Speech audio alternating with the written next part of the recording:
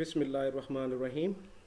So we are given a problem related to a derived random variable, which is a function of two discrete random variables, and we are to derive the probability mass function of this derived random variable. So let us first go through the problem statement. It says that a smartphone runs a news application that downloads internet news every 15 minutes. At the start of a download, the radio modems negotiate a connection speed that depends on the radio channel quality. When the negotiated speed is low, the smartphone reduces the amount of news that it transfers to avoid wasting its battery. The number of kilobytes transmitted L and the speed B in kilobits per second. Note that this B is small here, so this is bits per second, and that the data transmitted is in kilobytes per second. This is in kilobits per second. So the number of kilobytes transmitted L and the speed B in kilobits per second have the joint PMF as shown, which is here. Let T denote the number of seconds needed for the transfer. Part A, express T as a function of L and B. So what is the PMF of T? So first we see that we are given two random variables L and B, and we need to derive the random variable, the PMF of the random variable tree, right, which is a function of random variables L and B. So first of all, let us first see that the units here. The unit for this is the data, right? This is data, random variable represented by random variable L. This is in kilobytes, right? And this is the speed, connection speed,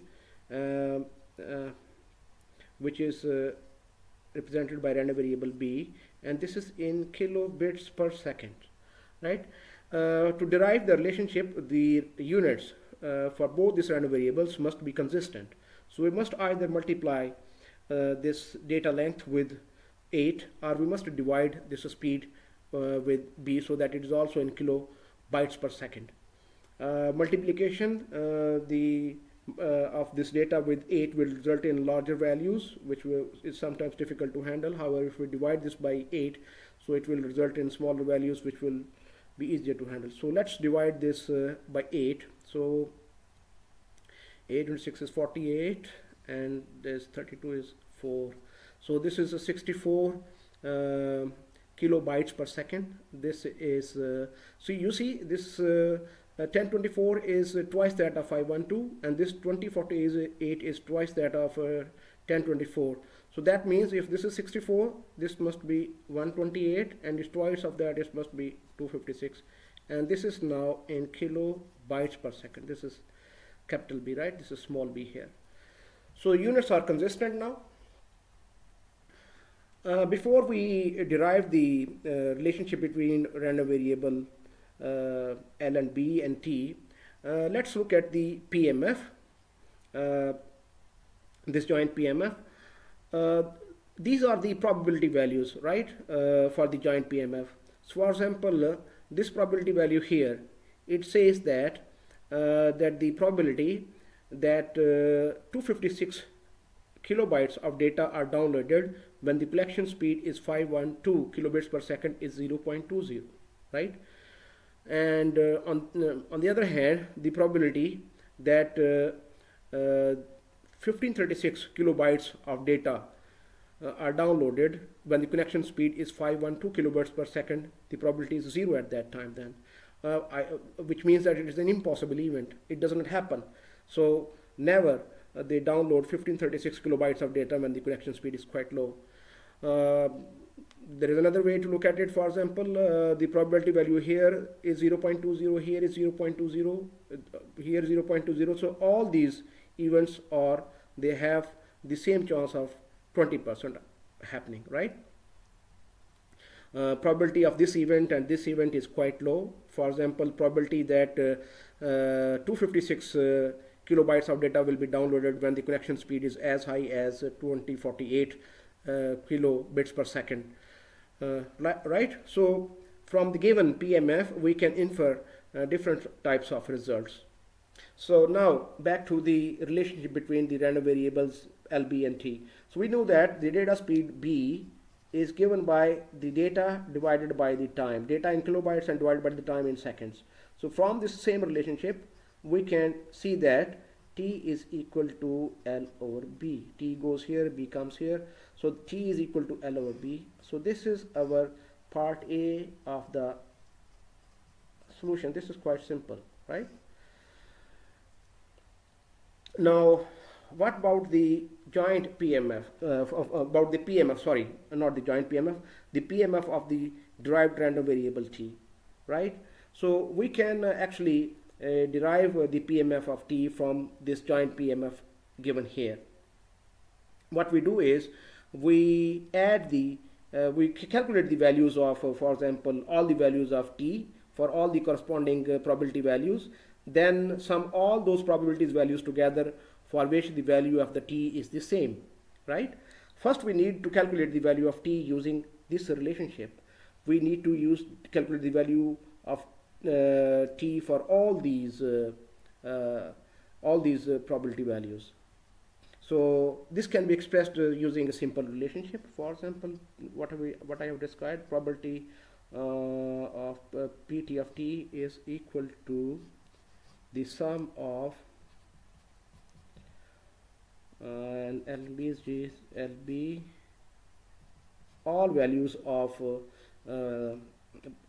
sum of all probability values for which the pair L and B produces the same value of T, right? Sum of all the probability values of L and B, right? So in simple word, it says that the PMF of random variable T, which is the function of discrete random variables L and B, is the sum of the probability values of all sample values of L and B for which the pair L and B produces the same value of T. So how do we calculate the values of T? Let's further go to that step. So for example, T is equal to L over B as we have already derived, right? So for all these values, all these possibilities, we need to find the value of the corresponding value of T. So let's say this will be T1 here, this will be T2 here, this will be T3, this will be T4, T5, T6, T7, T8 and T9. All these 9 values of T we need to calculate, right? So for example, T1 is given by T is equal to L over B, note that, right? 256, L value 256 here, and the value of B 64 here. We do not use 512 because the units is different. We used 64, which has units of kilobytes per second. This has units of kilobyte, right? So 256 divided by 64.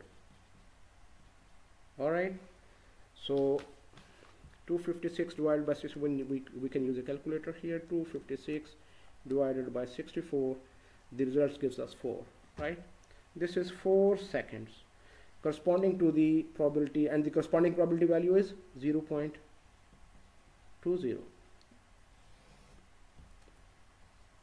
T2 is now given by 768 divided by 64, and we can calculate 768 divided by 64 is given by 12, and the corresponding probability value is 0.05, right? And T3 is given by 1536 divided by 64, and that is equal to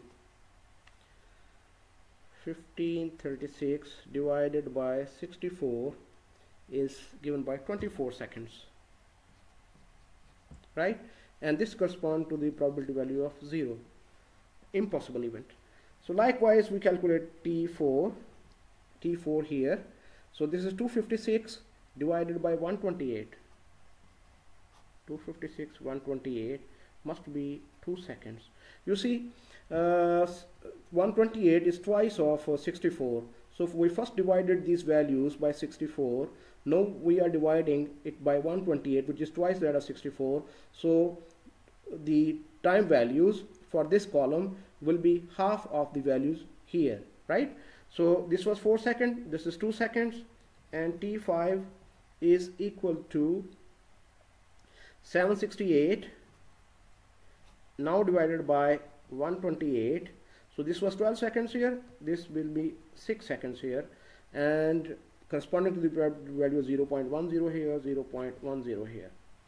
Alright, so T6 is given by here 1536 divided by 128.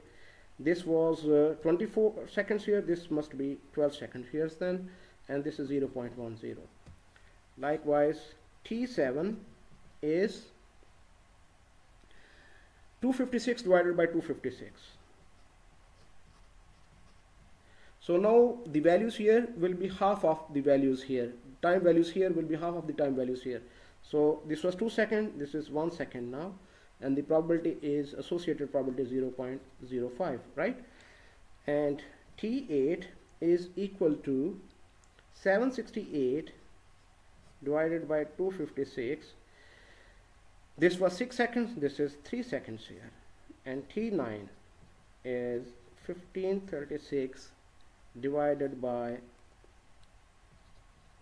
256. This is 6 seconds here, and the associated probability here 0.20, and this is 0.20. So for all time values we have calculated, we have the associated probabilities values here. We need now to find out the values of time which are the same. For example, you see this time value here, T2, this is 12 seconds, this is also 12 seconds. So these probability values should be added together, right, for this time value. Okay. Likewise, we have this 6 seconds here and this 6 seconds here. So these time values must be added together, right? So we can actually write down the probability mass function of the random variable t in the form of a table. For example, here this is t, this is pt of t, and this is the values of t in ascending order. For example, the smallest value is 1. Then we have for example 2 here, and then we have a 3 here.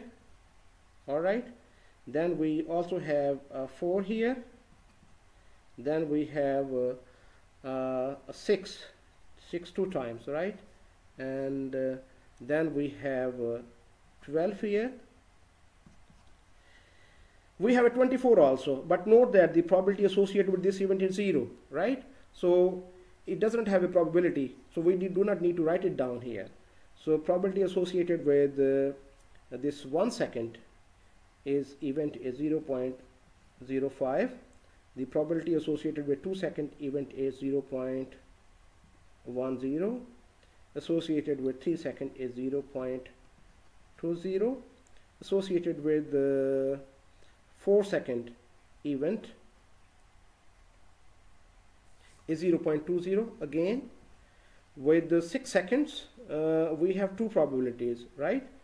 This is 0.20, this is 0.10. This should be added together. This is 0.30.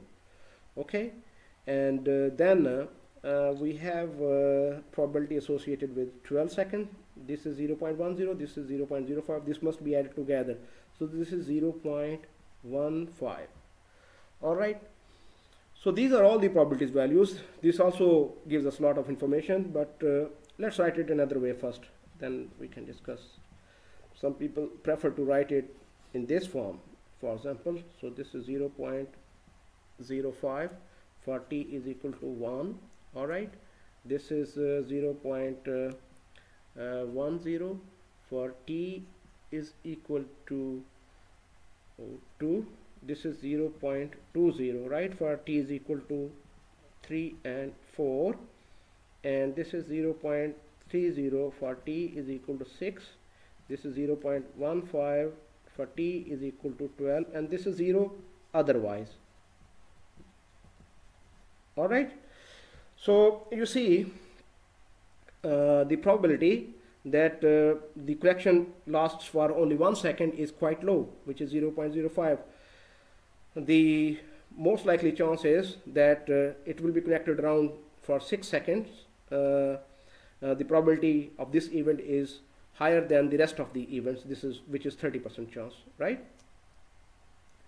So we have now actually derived the PMF, which was required to solve this problem, but we can derive further information from this PMF also, not only this derived random variable. For example, we can find the marginal PMFs of the random variables L and B also from here.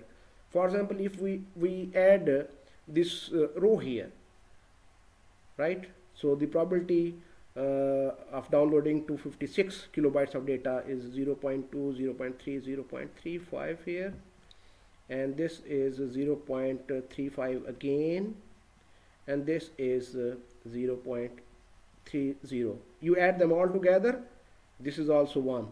So this means that this is a valid PMF, marginal PMF, right? So this is the marginal PMF of random variable L, right? Likewise, you can add these values here. For example, this is 0.25, this is 0.30, and this is 0.45, right? And you add them together, this again is 1, right? 5, 5, this is 10, 5, 8, 10. Yes, this adds to 1. This is the marginal PMF of random variable B.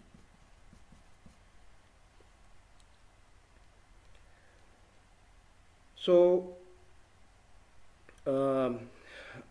if we add these values in this table also, this will also sum to 1. For example, if you add 0.20 for a valid PMF, this should be summed to 1. So if you want to check if the PMF is valid or not, you must add all of its values to see whether the result is 1 or not. If the result is 1, so it means that this is a valid PMF. You add these values together. So 5, 5, this is 1, 0, 0, 4, 3, 4, 5, 6, 8 to 10, yes. So this is 1, 0. So all these values add together, the answer is 1. So this is a valid joint PMF, and this is the marginal PMF for random variable B. We can write it here like this. 0.25 when B is 512, for example. 0.30 when B is equal to 1024. 0.45 when B is equal to 2048, and 0 otherwise.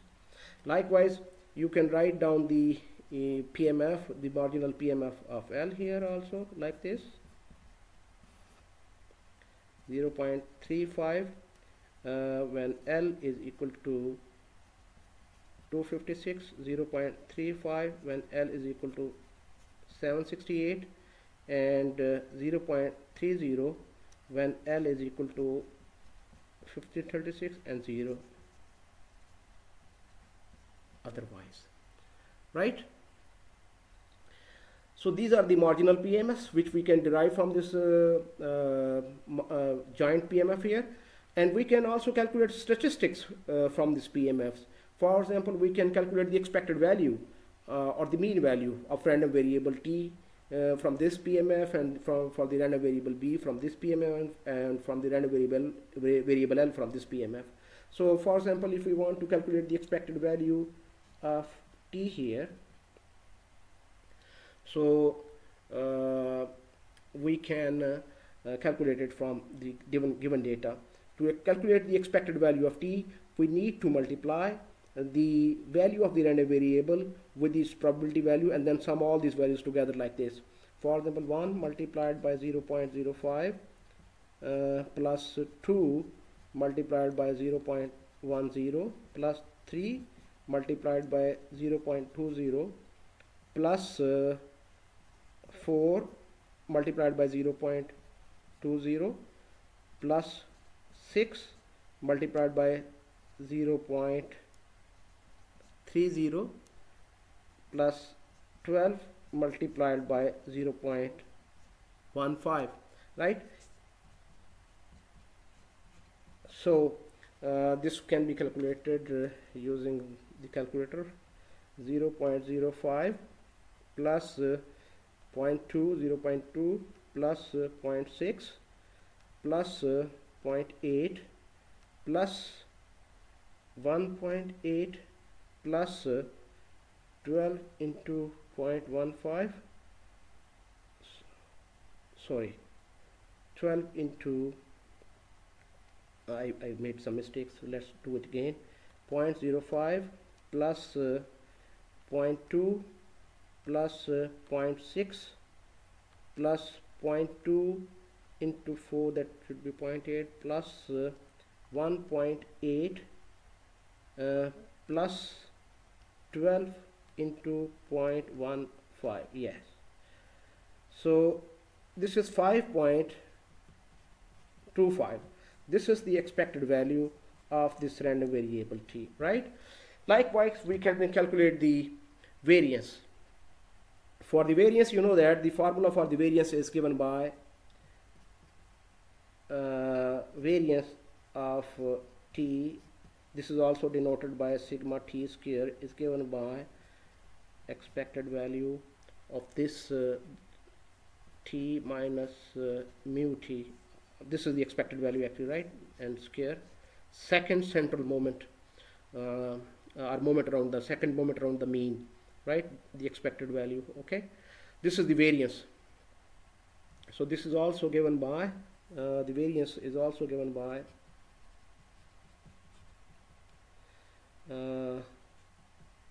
the moment around second moment around the region minus the square of the expected value. So we have already calculated this, we just need to calculate this now. All right, so for this what we can do is we should first calculate expected value of t square. So it is simple, it's calculated in a similar manner in which we calculated this expected value of t, only that these values will now be squared, right? The values of the random variable will be t, will be squared and then multiplied by these probability values then added together. So this is 1 squared multiplied by 0.05 plus 2 squared, which is 4 multiplied by 0.10, then 3 squared, which is 9 multiplied by 0.20 plus 16 multiplied by 0.20 plus 36 multiplied by 0.30 plus 144, 12 squared 144 into 0.15, right? So the expected value of t square, or the second moment of t, is given by, we again need to use the calculator, right? 0.05 plus 0.4 plus 1.8 plus 3.2 plus 36 into 0.3 plus 144 into 0.15. So that is equal to 37.85. All right. Now we need to put these values in this formula here, right? So variance of t is et square is 37.85 minus what was the expected value of t, that was 5.25 square, right? So we can calculate it here.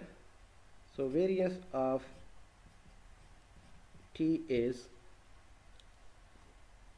37.85 minus 5.25 square, that is equal to 10.2875. So this is the variance of t, right? And from this variance we can also calculate the standard deviation. Standard deviation is simply the square root of variance. So if we take the square root, we get the variance, that is around 3.21. So these are important statistics that we can obtain from the joint PMF. So much information that we can derive, right? So that's it.